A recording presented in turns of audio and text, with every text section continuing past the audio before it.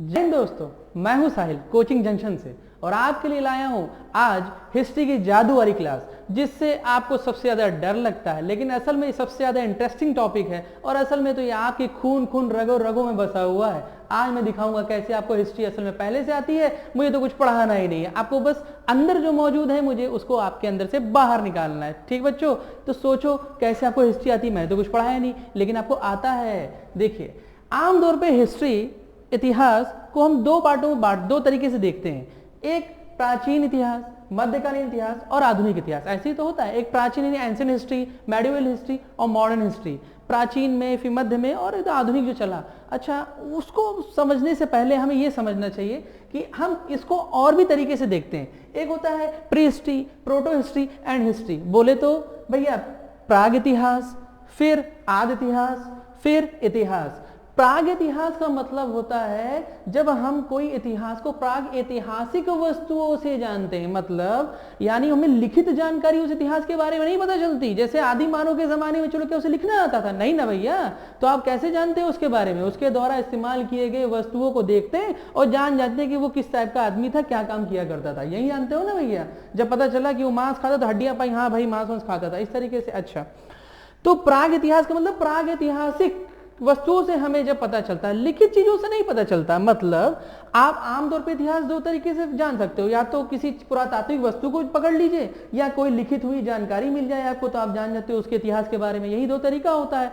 तो देखिए, दोनों को मैंने लिख दिया है। ठीक, अब प्राग इतिहास में आप खुद बताइए, पुरातात्विक वस्तुओं से आप इतिहास को जानेंगे या लिखित रूप से किसी चीज को जान पाएंगे, यानी प्राग इतिहास को? अगर प्राग इतिहास में जाना है तो मैंने भी बताया ना, ये ऐसा इतिहास है जिसमें हमें लिखित चीजें नहीं मिल रही होती। ठीक, लिखित के नीचे मैंने क्या मार दिया? क्रॉस मार दिया। बल्कि हमें कैसी चीजें मिलती है? पुरातात्विक वस्तुएं मिल रही होती है। जैसे आदि मानव के द्वारा इस्तेमाल किए गए टूल्स, उनके द्वारा इस्तेमाल किए गए पत्थर, हथियार, उनसे हम समझ जाते हैं कि भैया भाला बनाया था, इसका मतलब थोड़ा समझदार आदमी था, है नहीं? कब से हमने फेंकने वाले प्रक्षेपास्त्र का इस्तेमाल किया। उन्होंने कहीं लिख के नहीं गए इस सन में मैंने ये हथियार बनाया, वो ऐसे लिख के नहीं जाते। अच्छा, फिर भी हम जान जाते हैं कि वो कैसा कैसे कब कब क्या क्या क्या करते थे।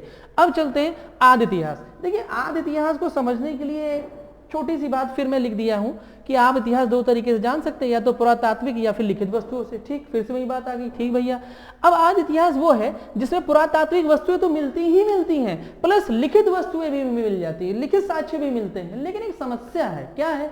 ये जो लिखित साक्ष्य है ना, इसको आज तक हम डिकोडिंग नहीं, हम पढ़ नहीं पाए कि असल में इसका सही मीनिंग क्या है। लिखित तो मिल रहा है लेकिन हम समझ ही नहीं पाए कि भैया ये है क्या। जैसे सिंधु घाटी सभ्यता की हम बात करें, लिपि तो मिल रही लिखी, लेकिन हम मीनिंग नहीं निकाल पा रहे उसका सही मीनिंग क्या है। ठीक, तो वो किस में आ जाएगा बच्चों? आदि इतिहास में। ठीक, इसमें ये मिलेगा, ये नहीं मिलेगा, इसमें दोनों मिलेगा, लेकिन ये पढ़ा नहीं गया है। अच्छा, अब चलते इतिहास पर। जो आप यहां पढ़ रहे थे ना, हिस्ट्री, इतिहास, अब उसकी बात करते हैं।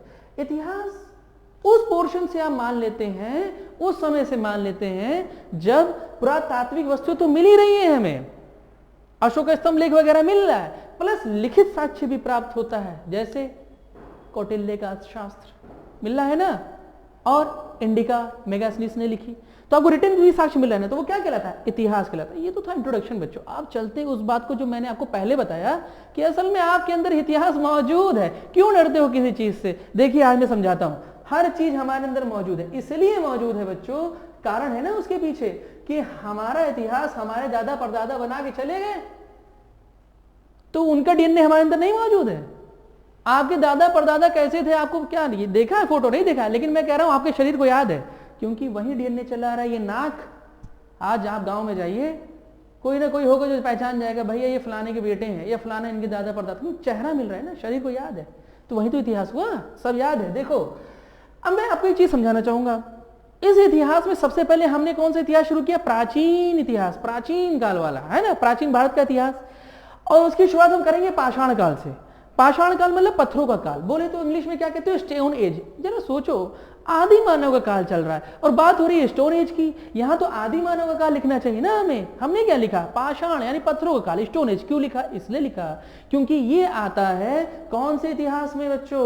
अभी आपने देखा ना, ये आता है प्राग इतिहास में, और इसमें कोई लिखित साक्ष्य तो मिलता नहीं है।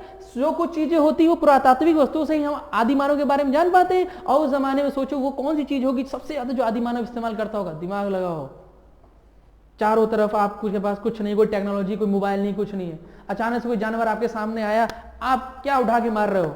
बिल्कुल सही, पत्थर से मार रहे हो। पत्थर आपके चारों तरफ हो, मजबूत चीज, यानी कि अगर कोई चीज है सबसे ज्यादा हेल्पफुल आपके लिए, कोई ऐसा टूल है तो उस जमाने में है पत्थर। ठीक भैया है, मान लिया, मैंने भी मान लिया, आप सही कह रहे हो, पत्थर है। अगर आप इस पत्थर को लेके जाएं या इस पत्थर को लेके जाएं या इस पत्थर को, शिकार पर जा रहे हो, मैं आपसे पूछ रहा हूं, देखिए मैं कह रहा हूं ना, हिस्ट्री आपके दिमाग में है, इन तीनों में से कौन सा पत्थर आप शिकार में ले जाना चाहोगे? खुद दिमाग लगाओ, इन तीनों में से ए बी सी में से कौन सा ऐसा पत्थर है जो आप ले जाना चाहोगे अपने साथ शिकार पर?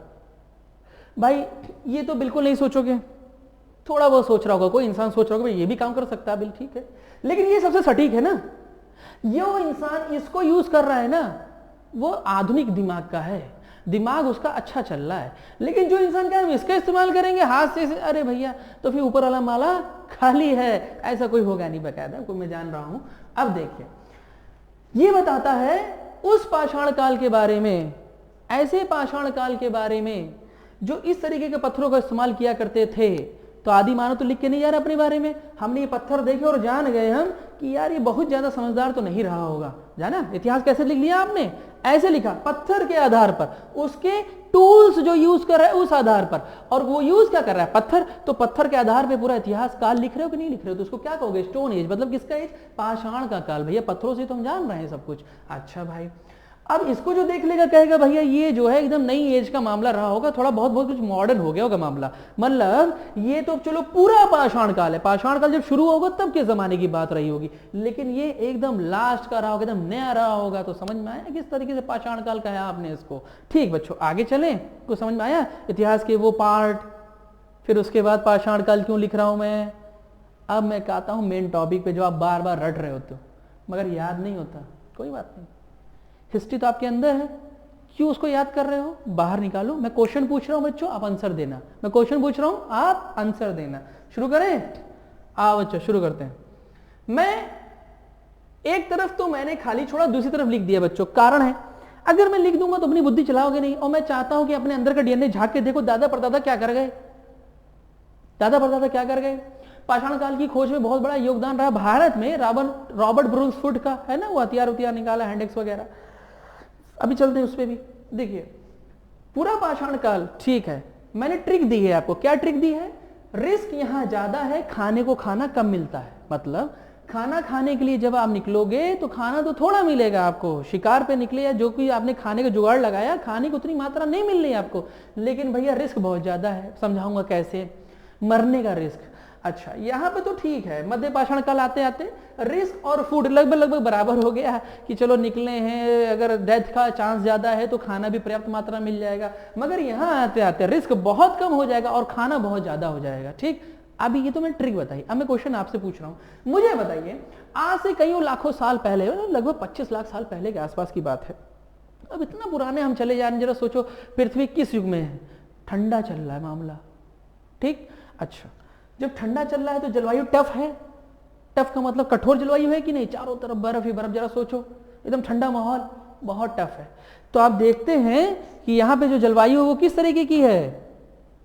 बहुत टफ स्टिक। इसको मैं लिख दे रहा हूं आपके लिए, देखिए लिख दे रहा हूं इसको समझिएगा बच्चों। यहाँ पे जलवायु कैसी है? टफ है, मतलब कठोर है। कैसी है बच्चों? कठोर जलवायु है। अच्छा ठीक है भाई, और आप जानते हैं जैसी जलवायु, जैसा एनवायरनमेंट, वैसा इंसान भी काम कर रहा होता है। यही है ना कि गर्मी में भी स्वेटर पहन के निकल लेते हो। अब चलें, मुझे बताइए जीवन या जीव इस माहौल में छोटे होंगे या बड़े होंगे, ताकतवर होंगे? मैं सिंपल सी बात है, जानवर भी आमतौर पर ज्यादातर आकार में बड़े मिलेंगे, और आप देखेंगे टफ जीवन होगा इस जमाने में। कैसा होगा? टफ होगा। आकार में कैसे होंगे? बड़े होंगे, बड़े साइज के होंगे, बड़े आकार के होंगे। अब मुझे एक बात बताइए, जब जानवर बड़ा है जिसका शिकार आप करने जा रहे हो, क्या हथियार छोटा लेके जाओगे? भाई हथियार भी कैसा चाहिए? बड़ा चाहिए। तो आप जानते हैं यहाँ पे बड़े हथियारों का इस्तेमाल हुआ, जैसे कि हैंड एक्स। हैंड एक्स मतलब हाथ की कुल्हाड़ी और क्लीवर। और आप देखेंगे और किन चीजों का इस्तेमाल हो रहा है? चापर, चाबिंग, पेबुल, वो पत्थरों का इस्तेमाल हो रहा है। खैर मैं आगे बताऊंगा, जब आप बताऊंगा सोहन घाटी वगैरह। अच्छा अब चलिए मुझे ये बताइए, आप शिकार करने गए, बड़ा सा जानवर है, क्लाइमेट बहुत कठोर है, हथियार आपके पास बड़े बड़े हैं, ठीक। अच्छा, जब गए हो आप उसके पीछे, क्या जानवर एक जगह रुका रहता है? वो तो दौड़ दो पीछे पीछे आपको दौड़ना पड़ेगा, 10 किलोमीटर जाना पड़ेगा, रोज जगह बदल रहे हो, क्या एक जगह रुके? कभी नहीं रुके, तो क्या बस्ती बसेगी भैया? आप बताइए। मैंने कहा ना हिस्ट्री आपके दिमाग में बिल्कुल नहीं बसेगी। जब एक जगह रुकोगे ही नहीं, खाने के पीछे भाग रहे हो, तो बस्ती कहां से बसेगी? आगे चलते देखो बच्चों, ये तो ट्रिक जो मैंने आपसे पूछा असल में आपने ही बताया, ठीक। अब मैं चलता हूं आगे और एक बार फिर से, जानवर बड़ा है ना, 10 लोग गए, 10 में 3 पुरुष, 3 महिला, 2 बच्चे, 2 बुजुर्ग। मुझे बताइए उस बड़े जानवर का शिकार करने 10 के 10 जाए, कितने लोग लौट के वापस जिंदा आएंगे? क्या सब आ जाएंगे? नहीं ना, रिस्क ज्यादा है ना भैया। लेकिन खाना एक ही बार मिल रहा है, और कब मिल रहा है? क्योंकि कितने दिन तक मांस खाओगे भाई, खराब भी तो हो जाएगा। तो आप देख रहे हैं रिस्क ज्यादा है, खाना कम है। क्लियर हुआ? और इस ट्रिक को पकड़ते ही सब याद होता चला गया। अगले उस पर आओ, फिर लाखों साल बीत गए, ठीक। अब आप आए मध्य पाषाण काल। मैं क्यों कह रहा हूं उसको मध्य पाषाण काल? क्योंकि ये पूरा पाषाण और नव पाषाण के बीच का काल है। अच्छा, ऐसी क्या घटना घट रही है उसको समझते हैं। देखो बच्चे, यहां मैंने लिख दिया R=F, मतलब जितना रिस्क है लगभग उतना खाना भी मिल रहा है। क्यों? क्योंकि लाखों सालों में जो ये जलवायु थी कठोर और बर्फ जमा हुआ है, हल्की सी परिवर्तित होती है, और आप देखेंगे ये जो बर्फ है ये किसमें बदल गया? पानी में। किसमें बदल गया? जल में। बच्चों किसमें बदल गया? जल में। अच्छा भाई, जल में होने से बड़ा ही परिवर्तन आया जिंदगी में। कैसे आया इसको समझते हैं। देखिए, जल में एक चीज बहुत पाई जाती है, हाँ वही सही पकड़ा, मछली। और वो हजारों अंडे दे रही होती है। जितना खाना है मछली उतना खाइए आप। यहाँ पे तो समस्या थी, एक बकरा एक भैंसा आपके संपर्क में आया, कितने दिन चलेगा? खराब हो जाएगा। यहाँ कोई टेंशन नहीं भैया, यहाँ बड़ा जानवर है, यहाँ छोटा जानवर है, आराम से शिकार करो, कोई दिक्कत नहीं भैया। यहाँ बड़े हथियार की जरूरत है क्योंकि जानवर बड़ा है, लेकिन यहाँ पर छोटा जानवर है तो हथियार भी कैसी जरूरत है? छोटे। तो आप जानते हैं इसलिए इसको क्या कहा जाता है? लघु पाषाण काल। मतलब इस जमाने में, मतलब किस जमाने में? मध्य पाषाण काल में कैसे पत्थरों का इस्तेमाल शुरू हो गया शिकार में? छोटे पत्थरों का इस्तेमाल शुरू हो गया था, इसलिए इसी को लघु पाषाण काल भी कहा जाता है। क्वेश्चन पूछ लेगा आपसे, निम्नलिखित में से कौन सा काल लघु पाषाण काल के नाम से जाना जाता है? तो पूरा पाषाण, मध्य पाषाण, नव पाषाण, उपयुक्त में से कोई नहीं। तो क्या आंसर दोगे? याद हो गया ना? बिल्कुल सही बच्चों, क्योंकि यहां पर जलवायु कैसे हो गई थी? नम थोड़ा सा, और वहीं बर्फ किसमें बदल गया? पानी में। और पानी में बदलने की वजह से आपको क्या मिल रही है? भाई सिंपल सी बात है, मछली आ रही, छोटा जीव, छोटा हथियार, तो हो गया लघु पाषाण काल। इसको कहेंगे आप लघु पाषाण, छोटे पत्थरों का इस्तेमाल हो रहा है। अच्छा भाई, और एक चीज आप जानते हैं, मोटा अनाज आमतौर पे थोड़ा बहुत भी उसको पानी नहीं दे दो वो हो जाता है ना, बहुत ज्यादा खेती करने की जरूरत नहीं है मोटा अनाज इस तरीके से। तो आप देखेंगे सबसे पहला अनाज वो कौन सा है जो इस्तेमाल हो रहा है भैया? बिल्कुल सही, जौ। ठीक, ये सब क्वेश्चन आपसे पूछे जाते हैं वनडे एग्जामिनेशन खास तौर पर।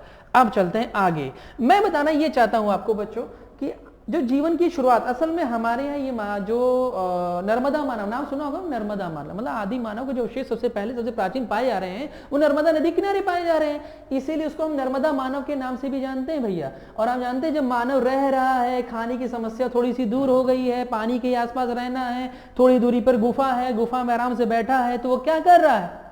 जब पेट भर जाता है ना तो दिमाग चलता है, पेट भर रहा है, रिस्क थोड़ा सा कम हुआ है, और आप जानते हैं दिमाग चल रहा है, कलाकारी शुरू है। भीमबेटका की गुफा में पूरा चित्र बना दिया है, ठीक है, और वो इंटरनेशनल लेवल पे पूरे विश्व स्तर पर प्रचलित है भैया, ठीक है। अब एक चीज और, भीमबेटका की गुफा, ठीक, नर्मदा नदी, ठीक, एमपी में आदमगढ़ वो जगह है जहां नर्मदा मानव के अवशेष पाए जा रहे हैं। अच्छा एक चीज और, क्या ये होमो सैपियन था? आप सोचिए, नहीं बच्चों ये होमो सैपियन नहीं था, ठीक, होमो सैपियन आपको आगे चल करके मिलता है। अच्छा बच्चों, अब एक चीज और, मुझे ये बताइए कि जब लघु पाषाण यानी छोटे पत्थरों को आप इस्तेमाल कर रहे हैं, हथियार कैसे हो गए आपके? छोटे और हल्के हो गए। अब आप उनको लेके दौड़ भी सकते हो, ठीक, यहां तो दौड़ना थोड़ा मुश्किल था, लेकिन यहां दौड़ना आसान है, लघु पाषाण है। और आप उसको फेंक के कहीं भाले जैसा दूर से बैठ करके आपने क्या किया? अटैक कर दिया। तो कैसे हथियार अब आ गए हैं? पक्षेपास्त्र, मतलब आपने इसे फेंका, अपनी जगह पर आप खड़े रहे और वो हथियार कहीं और जाकर के वार करता है, ठीक। अब एक चीज और, अब एक थोड़ा सा साक्ष्य ध्यान दीजिएगा, इस जमाने में मिलने लग रहा है कुछ क्या? आग पे पकाया हुआ अनाज के अवशेष यहां से मिलने शुरू हो गए। अब आप सोचते हो कि यार आग की आविष्कार हो गई। देखो भाई, आग का आविष्कार नहीं हुआ है, ठीक है, आग का आविष्कार तो पहले ही हो चुका है, ठीक बच्चों, आग का आविष्कार पहले ही हो चुका है। असल में ये वो जमाना था जब आग आई यहां पर, आग आई यहां पर, आ गई यहीं पर, लोग जान गए थे कि हाँ जैसा कुछ होता है, मगर यूज करना नहीं जानते हैं उसको अभी कि कैसे यूज होगा, इसके बारे में उनको नहीं पता है। अच्छा, लेकिन यहां आते आते यूज करना सीख रहे हैं, मगर जानते खुद बनाना कब सीख रहे हैं? खुद बनाने लगते हैं। आगे चल के एक जमाना आएगा जब वो खुद पत्थर से पत्थर रगड़ाएंगे और बनाना, ठीक है। अच्छा, तो जानकारी तो उनको कहां से हो गई थी भैया? यहीं से हो गई थी उनको जानकारी, लेकिन आगे चलते चलते और इस्तेमाल करना शुरू किया। अब चलते हैं आगे, देखिए आगे है नवपाषाण काल। क्या है? नवपाषाण काल। नाम से ही समझ में आ रहा होगा आपको, उसमें कोई दो राय नहीं है, नाम से पता चल रहा होगा आपको। अब मुझे ये बताइए, नवपाषाण का मतलब है कि सब कुछ नया हो रहा है ना, तो हथियार कैसे होंगे मुझे बता दीजिए आप खुद। और ज्यादा परिष्कृत, और ज्यादा डेवलप्ड, ज्यामितीय मतलब आकार देना शुरू किया, बकायदा ये ऐसे होना चाहिए, इससे तीखापन आएगा वगैरह वगैरह, ठीक। अच्छा, अब रिस्क तो बिल्कुल कम हो गया है, कारण कि एक तो मानव स्थायी जिंदगी इतने जमानों तक बीतता चला आ रहा है। खुद देखिए, यहां से यहां आए लाखों साल, फिर यहां से यहां लाखों साल बीत गया है, जलवायु और अच्छी होती चली आ रही, नम होती चली आ रही है, इंसान धीरे धीरे सीखता ही जा रहा है। और यहां पर तो सिर्फ उसने ये सीखा था कि कैसे एक बीज उठाया, ठीक, या एक पौधा उठाया दूसरी जगह डाल दिया, हो गया, ठीक। ऐसा कुछ कल्टीवेशन जिसे कहते हो, मतलब बहुत खास टेक्नोलॉजी उनके पास नहीं है इस जमाने में। कृषि जैसा नहीं कहोगे, प्रॉपर रूप से कृषि नहीं हो रही, लेकिन प्रॉपर रूप से यहाँ कृषि होनी शुरू हो जा रही है। अब एक चीज और, यहाँ पे तो मजबूरी है नदी के किनारे या आसपास रहना, जहां जानवर रह रहे हैं वहां रहना, लेकिन यहाँ पर ऐसा नहीं है। अब ये जान गए क्या, आर्टिफिशियल इन्वायरमेंट देंगे और जानवरों को क्या करेंगे, वहीं पर रखेंगे, फिर वो क्या करेंगे, अपनी संतान की उत्पत्ति करेंगे। तो हमें भाई कहीं जाना ही नहीं, जो भागते थे हम जानवरों के पीछे, हमें कहीं जाना ही नहीं। ऊपर से हम खेती करने लगभग सीख गए काफी कुछ, कहाँ पे मिट्टी है, कहाँ पे क्या बो दिया जाए, ठीक। अच्छा, तो यहाँ पर रिस्क तो बिल्कुल कम हो गया है, क्योंकि अब हम जंगल जंगलटिया पहाड़ों पर नहीं रहने वाले, हम मैदानों में रहने वाले, हम अच्छी जगह पर रहेंगे, क्योंकि हम खेती भी कर सकते हैं और जानवरों को पाल भी सकते हैं। तो फूड तो हो गया बहुत ज्यादा। जहां पर 10 लोग थे और 10 केजी मांस मिल रहा था, वो भी बड़ी समस्या के साथ। यहां पर 10 लोग अभी भी हैं, अब तो खैर 20 लोग हो जाए, जनसंख्या तेजी से बढ़ेगी, इसलिए बढ़ेगी, शांत व्यवस्था है, अब तो कोई रिस्क मरने का कम है। तो आप देखेंगे कि जनसंख्या बढ़ रही है और परिवार का कॉन्सेप्ट आ जाएगा यहाँ पर, क्योंकि बड़ा बुजुर्ग तो अब जिंदा है ना, वो बताता नहीं है कि बेटा तुम्हारी जमीन यहाँ है, बेटा तुम्हारे दादा ऐसे हुआ करते थे, तुम्हारी नानी ऐसे, वो उस कल्चर को लेके चल रहा है ना, आपको समझा रहा है ना हर चीज। तो आप जानते हैं यहाँ पे बड़ा बुजुर्ग भी जिंदा है, उसका मैं आगे भी फर्क बताऊंगा कि कैसे बस्ती बसनी शुरू हो गई है। फिलहाल यहाँ पर आप देखेंगे थोड़ा और गर्म हो गई है जलवायु, ठीक भैया, हो गई जलवायु और गर्म, मान गए। थोड़ा बहुत खेती होती शुरू हो गई, ठीक भैया, पशुपालन भी शुरू हो गया। प्रूफ, हाँ बिल्कुल प्रूफ मिलता है। जानते हैं कुत्ता सबसे प्रिय रहा उस जमाने में। कुत्ता क्यों प्रिय रहा? आप ऐसे ही सोचिए, अगर आप शिकारी इलाके पे हो, आपको शिकार करना है, और भेड़िया तो साथ लेके चलने वालों नहीं, आप ऐसी चीज लेके चलोगे जो जानवर आपके कंट्रोल में भी, आपकी बात को मानता हो, समझता हो थोड़ा सा, वो है कुत्ता, ठीक है। तो आप ब्रिज होम में आप देखेंगे कि वो एक युगल शव अवधान वो कुत्ते के साथ मिल रहा है, ठीक है। अच्छा, उसके बाद देखेंगे पशुपालन शुरू हो चुका है, जैसे कुत्ता सबसे पहला उसमें नाम आ गया। सबसे पहला अनाज कौन सा था दोस्तों? जौ। तो यहाँ पर क्या आ गया, सबसे पहला जो पालतू जानवर कुत्ता। अब देखिए, आप देख रहे हैं ये दोनों चीजें जब होने लगी तो व्यक्ति को खाने के लिए कहीं और जाने की जरूरत नहीं है, ठीक। ऊपर से जहां 20 लोग हैं, खाने के लिए तो 50 किलो मिल रहा है। सोचिएगा लोग कितने अभी भी, अब वहां 10 थे ना, अब कितने हो गए, मान लीजिए 20 हो गए, लेकिन खाने के लिए कितना मिल रहा है भैया? 50 किलो। कितना किलो ज्यादा हो गया बताएं? 30 किलो ज्यादा हो गया। इस 30 किलो का क्या करोगे? स्टोर करोगे, जैसे आज भी आप करते हो गांव में, अपने घरों में करते हो। जब अनाज आता है तो आप क्या करते हो? उसे स्टोर करते हो। किसमें स्टोर करोगे यार? जमीन के अंदर। बर्तन होगा ना, बिल्कुल सही। तो उसे भी मृदभांड, क्या नाम है? उसे भी मृदभांड।